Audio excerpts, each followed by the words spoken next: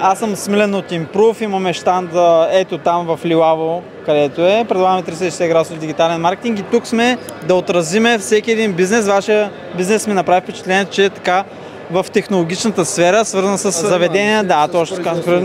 Точно. Супер. Кажи ми малко за вашите продукти, какви са, защо сте тук?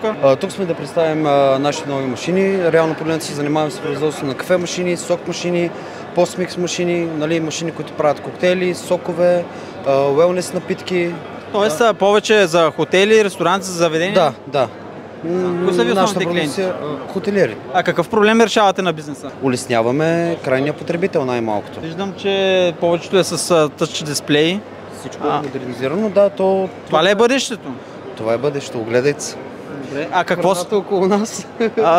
Вау! Да. А според вас, какво ще след тъч дисплеите? Нещо, което би било следващото като технология във вашия бранш? Не знам, ако върнем времето назад преди 100 години, какво биха си мислили? В смисъл имам предвид, че надали си мисли за тъч дисплей. Всичко е било, да кажем, постепенно копчета, така нататък. Сега сме с тъч дисплей и не мога да си представя какво ще бъде. Какви клиенти си търсите тук на изложението?